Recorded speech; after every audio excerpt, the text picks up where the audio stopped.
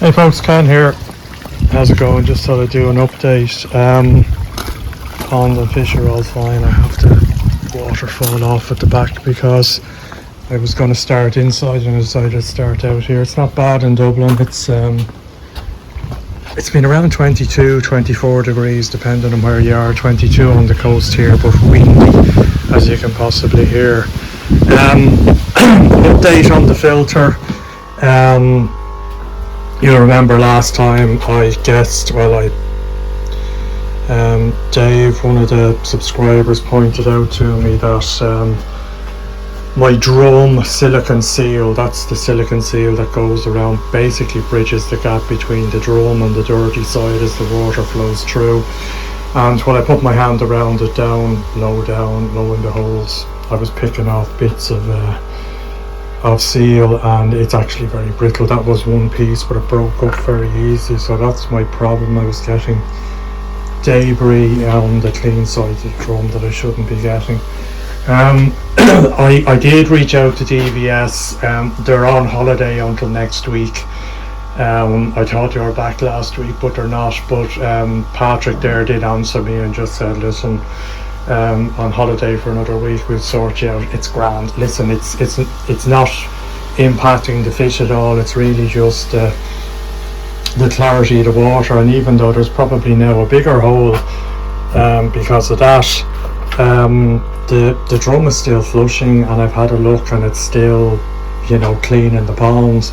The water is still the same as it was even before I took that bit out, and I think I've had this problem probably since the start of the season, because I noticed at that stage that the water clarity wasn't as good as it had been last year, and the cause being that I had the UV. Some of you remember in there where my feed to the rotary shower now comes from, I had it in there and it was right under the seal, and it's the seal that would have been closest to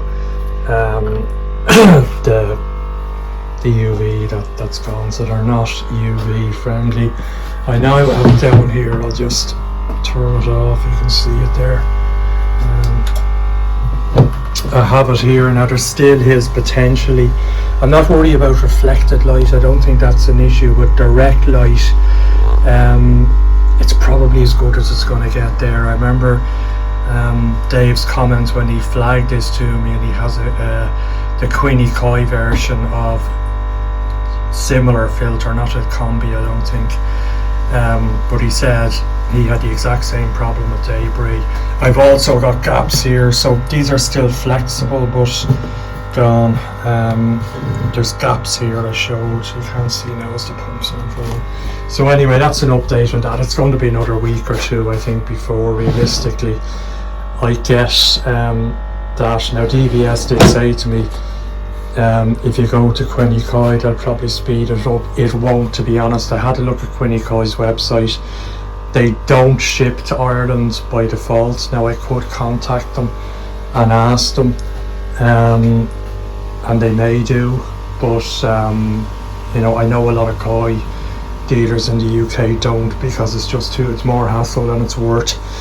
So they possibly wouldn't, but if it was something that was in fact impacting the welfare of the fish, I'd definitely do that if I was speeding things up. But for that, as I say, I'm not as concerned. What I did notice today was my chlorine. So I've noticed, not just today, but over the last couple of weeks, I test the water coming out of the big blue, which is here. It trickles in to the clean side. It's turned off at the minute. It's currently at about 0.4 litres a minute, and I usually have it at half that during the winter. So during the summer when I'm feeding, that's about a 20% water change a week, which is around what's recommended in a 20,000 litre pond. I only changed the carbon in May, but I'm seeing that the level creep up. What I find is, it's zero for a couple of weeks, then it gradually starts to creep up, and if it gets up to 0.2 or 0.02 rather parts per million, I take it out shake it around, blast some air from a compressor I have in the garage, and flush it out, put it back, and it generally goes down a good bit again. But I've done that a couple of times now, and while it came down, the first time a bit, I did it on Saturday last, and it's gone back up. It's 0.028 out of the Big Blue, and the pond surprisingly was 0.024, which is 0.02 is supposed to, or is it 0.02 or 0.02? No, it's 0.02 is supposed to be the maximum for koi. So I have one of those Hana total chlorine, so that's chlorine and chloramine, although we're told in Ireland they don't use chloramine, so it only should just be chlorine. These things I find, you know, I was sort of told, oh, they last 6 months. It really depends, on the amount of water you're putting through them. You know, if you have a small pond and it's a 3-foot Big Blue and you're doing it at, 0.1 litre, then it'll last you probably 6 months. Also depends on the chlorine level in your water. Now I haven't tested it recently because it's, when it's gone, it's gone. But when I got the Hana test kit, I did test it, and it's around 0.37 parts per million. So, this does do a good job of taking it out, and you could argue that down to 0.03 is still good. It's grand if it's for drinking water, if it's for a house, but for a koi pond it's not. So what I'm going to do is do the carbon. I do have carbon, so I'm going to do it. It's a bloody messy job. I won't do the whole lot of it, it's been done before, but I'll show you as I go through it. What I find with the carbon is it's very dusty when you're putting it in, because it's obviously dry, and I wear a mask because I'm asthmatic. The first time I did it, I didn't, and I felt it the next day. So if you are asthmatic and you're doing one of these for the first time, I'd highly recommend you wear a good dust mask. That's what I do. It also blows the dust around the place, which is not great, and it's like coal dust almost. Other thoughts on my, again, looking at the nitrite, it's down to about 0.25 again. It had gone up to 0.3. That's feeding, I'd say, about 180 grams of food a day. Now, given the amount of filtration I have, you'd imagine that I shouldn't have an issue, but I do. Now, that is not fully mature, the chicle tower. It's only in since October last year, so this is its first season, but this media is now in here over 2 years, so it should be fully mature. My ammonia 0. I'm just thinking about it. It is a generic type of media I got from Coastal Koi. I wonder if it has, the optimum surface area. Looks pretty good. It's quite big. Now what DVS recommend for these filters is the Owasi Helix media. I'm kind of half thinking, should I bite the bullet and try? Now 150 litres of Helix media, it's about 180 pounds sterling or thereabouts, or about €200 depending. Again, I'll probably get it from mainland Europe rather than the UK. But just wondering, just appreciate comments, is plastic media? Should I be doing better with that? There isn't 200 in there, there's about 170, I'd say. There's a bit more, but it is getting plenty of movement. One thing it didn't, when I see other people's moving beds, and it's generally with K1 or micro K1, like the media at this stage is kind of a darkish brown. Mine is still very light. Now you read at the same time that people say, oh, that doesn't mean the media is mature or not, but I do wonder about it, and particularly when my number of fish is, I'm overstocked in terms of the number of fish I have, and I know I'm going to have to move a couple of koi on at some stage. And I've said that before, but they're not fully grown.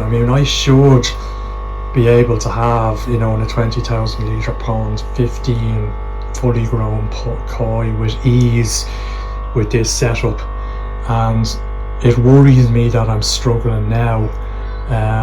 You know, if I'm struggling now, what's it going to be like as the cows start growing out? So, you know, I still find that now I'm definitely feeding more now than I fed last year, and I'm able to feed more. It's better, but you know, I'd like to be at the stage where I can, within reason, feed the fish fully and not worry about the levels, but I'm not there yet. So if anyone's any comments on that or recommendations, I'd really appreciate it. So for the minute, and I won't do it on camera, I'm just going to take this yoke outside, bring over my carbon from the garage, and just walk you through how I fill this up. As I say, I'm not going to record all of it.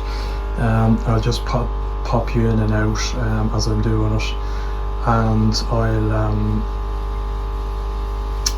I'll then finish up when it's all done and back. I do find, by the way, the last couple of times I've done this, a week after doing it, the readings on the chlorine is quite high. It's up around 0.03, and I think what happens is, because when it's dry and it's wet, and you do flush it out with water, because the water is black, as you can imagine, with all the dust, so you don't want that going into the pond. So I generally flush it for about 10 minutes. But I think what happens is, as the carbon settles, the water tracks, so it only makes contact with a small amount of the carbon, and the chlorine is quite high. I find when I do an air blast and roll it around and back flush it, that it goes to zero. So, you know, I might just do it now, and maybe on Sunday is take it over to the garage and do an air blast and back flush, and then I'll test it. So right, I'll stop rambling on, I'll get organised and walk you through the carbon change process, which is a shite job, but it has to be done. You know, at least once or twice during the summer, and probably once during the winter. Well, I'd say twice during the summer definitely, and once during the winter. Okay, catch you shortly. Right, I have it out. I've taken the pre-filter, so there is a sedimentation filter. You're probably aware of those type of things. They're in the sort of 3-stage filters as well. I changed it the last time. I find with them, I do have a few of them over in the garage. They don't get that dirty. I think the water's reasonably good here. So I'll change it every second. Well, they're not expensive. I think they're £5 or £6 each, you know. But I did get a few of them from Coastal Coil last time. So anyway, I've just undone this top of it, and you can see there is a rod there. I'm not too sure which way this works, to be honest. I know that's the input and that's the out. I don't know whether I think the way it works is the in goes down the center where there's no carbon, this pipe, sorry, and then comes back up through the no, actually it would be the other way around. The water will go down through the carbon, and then there's one of these at the bottom which stops the carbon coming back up, so then the water comes back up the pipe and into the filter. I've said before in previous videos, I'm not sure whether an input into a filter in hindsight is the greatest. This is not easy to do with two hands, I know. So what I do is, basically, when I get that out, it's full of water, it's heavy. I then empty the old carbon into this old bucket that I have here. You can see it's been used before. And generally what I do is I just dump it into the black bin. That's the general waste bin. The fact that it is coconut shell carbon, it probably is biodegradable. I haven't checked. So it possibly can go into the brown sort of food waste recycling bin. I know I've read on a couple of forums guys who dig a hole and just bury it in the garden, but I imagine after 2 years you run out of places to build holes, so I don't plan to dig holes. So anyway, again, what I'm going to do is I'm going to take this out when I'm both hands free. I'll then empty it. It's a hard job emptying it. You have to lift it. My back isn't great. It's obviously very heavy when it's full of carbon, and then sloshing out all the carbon out through this hole is not the quickest of jobs. So once you sort of get it halfway, it comes out much quicker, and then you can stick a hose in and run the hose, and it sort of flushes it out more quickly, but the start of it is quite slow. So I'll swing back to you in a second. Right, we're all done. You can see the mask that's there, so I have this mask on me. If I can just, there you go, a bit of overkill, but I do bits and pieces in the house, and I found out to say I'm asthmatic, I don't tolerate dust, so I invested in one of these and it's good for this job. So what I generally do is I let that settle down for a day or so, and then I'll empty the excess water down, stick it under the table there out of the rain, and it should dry off a bit, and then, as I say, I empty it into the black bin. So there's various methods of getting rid of it. I took this piece off, there's the thing I cleaned out again, just so you can just see, well, you can't see, but there is tiny particles of carbon in there.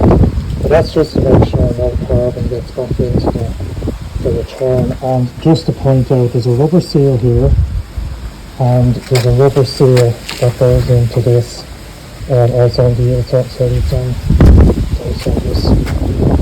I have it inside.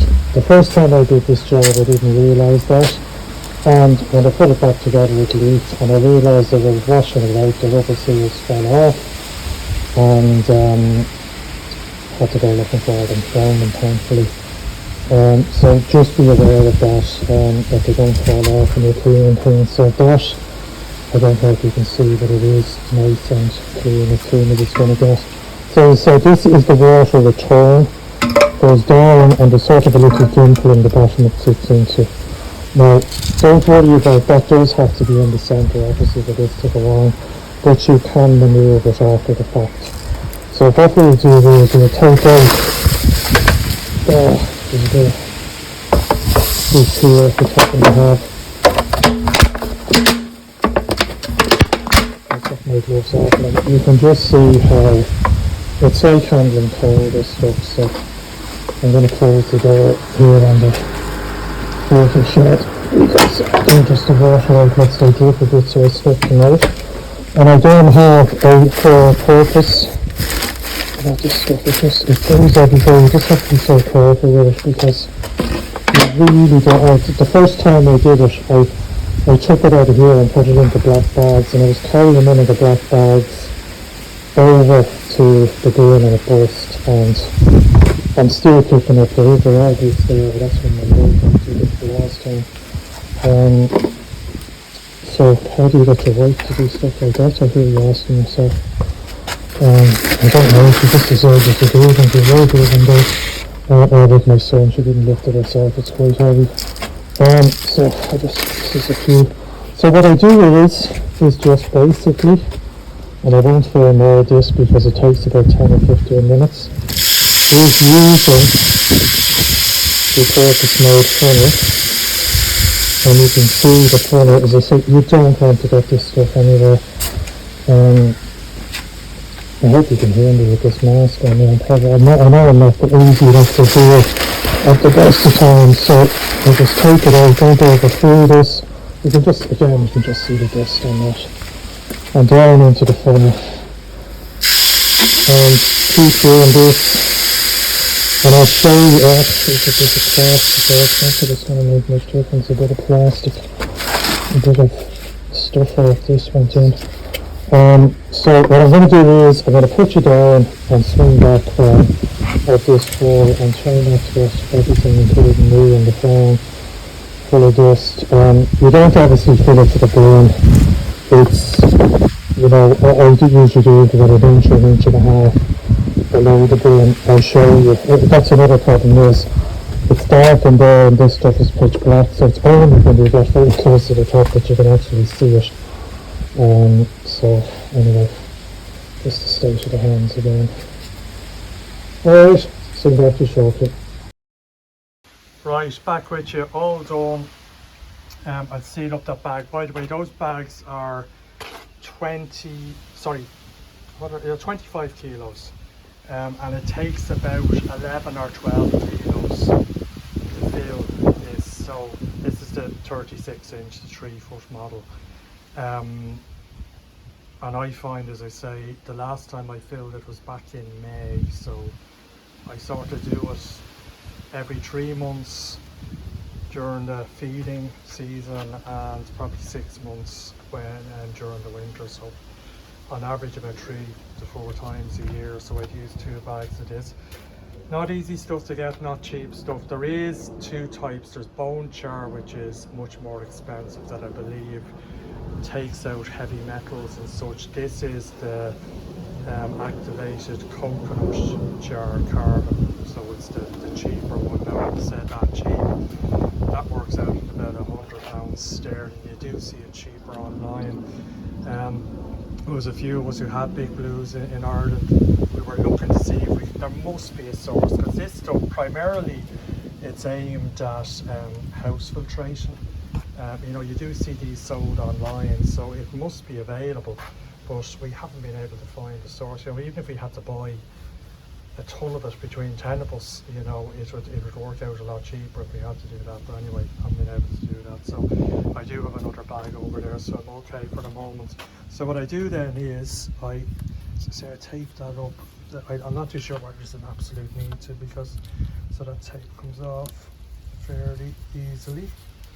And I say you can maneuver this into the center, and what I try and do is just make sure there's no grains of carbon around where it's going to seal. You can see the rubber seal there, so this basically goes onto that, and then this screws on relatively easy.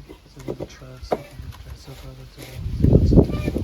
I don't, you know, it's important not to over tighten these things, because they can be very difficult to open again. So I always just give them a good nip, as I would call it. I don't over tighten them. They don't, you know, with the rubber seal, they don't leak. You know, you just want to tighten these things enough that they don't leak. It's the same with this one here. I don't over tighten because it shortens the life of the seals. So what I'm going to do is I'm going to tighten that up when I have 2 hands, bring it over to the drain, because I now have to flush it out. You can imagine all that dust. The carbon's very dusty. You don't want to plug that into the pond, because I'll get black water flowing into the pond for the next few hours. So I want to run it, the hose through it, and I'll come back to you in a second when I'm set up to do that. Right, back with you. As you can see, I'm set up. It's amazing how light this thing is, even with the carbon in it. I'm used to bringing it over and blasting air through it and back flushing it. So what I'm doing here is essentially what's called back flushing. So this is the output, so I'm going to pump air in there. So as far as I know, it goes in through the pipe, and then back up through the carbon and flushes out the carbon. So you will see it is filling up, by the way. I have it on at the minute. You don't hear it. It takes a few minutes to fill up, but you'll just see in a second. Oh no, it's not on. Sorry, that's it. It is on there now. We would have been waiting a long time. So it's filling up there. It shouldn't take too long. Sometimes you can see puffs of black smoke, black dust coming out of it. Really important to do this. I was warned when I got from Coastal Koi originally, and they seldom filled, saying make sure you flush it for about 10 minutes before you put it onto the pond. Not that I don't sure it would do the fish any harm, it would just, you don't want black water going into the pond for obvious reasons. That's about it. As I say, it's just a messy job, and it's the disposal. If somebody came up with big cartridges that go into these, I'm not sure how it would work, but it would be a lot easier than buying bags and shoving it in and emptying it. As I say, I didn't show me emptying it, but it's hard work for the first until you get it about half empty. You know, to lift it up, it's very heavy, it's full of water. You empty the water out, but you're sort of shaking it, and you can imagine that sort of damp carbon. It's very slow to shift out of it, and you're washing it out with the hose and all the rest. I think James the Koi Whisperer has a video of him actually doing it. He did a better job than me if you want to see that process, but it's, take my word for it, it's not pleasant. It is, as you say, takes a fair amount of water. I'd say it holds 30 or 40 litres easily with the carbon. You can see the dust coming out up there. I don't know if you can see it, but there is little wisps of dust coming out of it. You can possibly see, as I say, it is like coal. I'd say you get, you know, using the mask, if you were doing this as a job every day, you'd end up with coal in the Thursday. Try and get this a bit closer to the...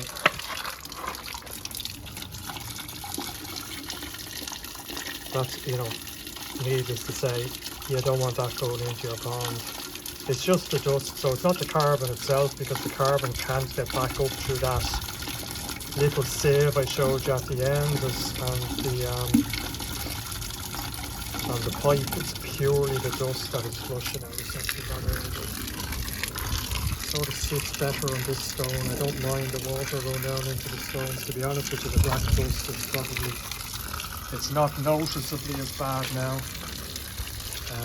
But I will leave it running there for about 5 or 10 minutes. So listen, I'll leave it at that. As I said to you before, when I get the seal, I will talk to you. I was talking about those 2 screws, and I had an idea. I'll just turn this off here, stand it on the hoses. Turn off the UV.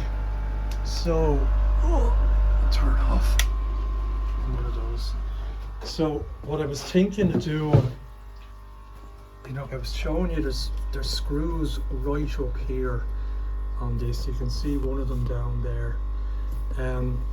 You know, I'm wondering, it's very hard to tell at the angle. It might be possible that I can just get a screwdriver aligned with the angle on the waste chute there, and it will go into it. I wouldn't imagine they're very tight. They're really just in holding the silicone seal in place. So hopefully I can get something up there. I do have a couple of long screwdrivers, so as I say, it won't be the easiest to get to. It'll be easier if I could stand behind the filter, but I obviously can't do that. Another thing I was thinking of was getting one of those screwdrivers with a flexible shaft on it. You can get them, they use the same bits as these. You can pop different bits into them, but they have a flexible shaft that if I do need a bit of flexibility, so I might get one of those as well. But anyway, that was the thoughts on that. There's only one way I'm going to find that out, and that's to try it. What I'll do is, when I'm finally ordered it in, I have a chance to chat to Patrick and DVS, I'll ask him.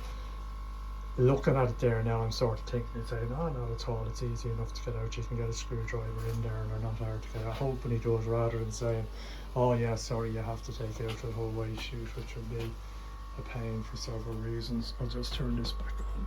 Let me just go out and have one last look at... I'm going to turn this back on now, because otherwise I will forget to do it later. Pond temperature actually is nearly 20 degrees. It's very warm, as I said earlier. I didn't think I'd quite see 20 degrees again, because it did cool down the last couple of weeks. But anyway, you can see it's running fairly clear there. I usually just give it a shake as well. Just stir it up a bit. It's not very,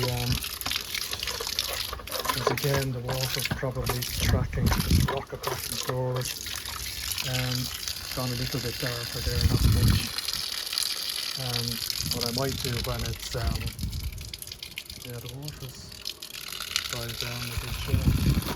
Just make sure it's not, it's possible when the carbon gets wet for the first time and the dust in it, it just clumps together. I don't know, as I find when it's done fresh and I do my first reading from it, it's as bad as it was, or not worse than before I changed, and then once I back flush it and roll it around a bit, it goes to 0. So I might just try and roll it around. But anyway, I'm going to leave it at that. One last look at the fishies.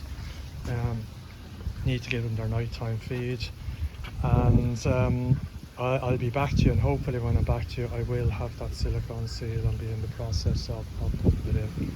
Take it easy. Any comments you have on my plastic media, I really would appreciate them, because I'm thinking I might bite the bullet.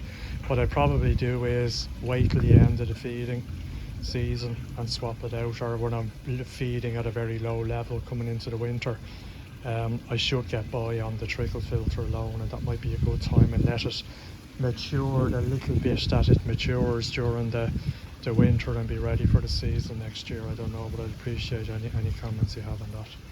Cheers, all the best.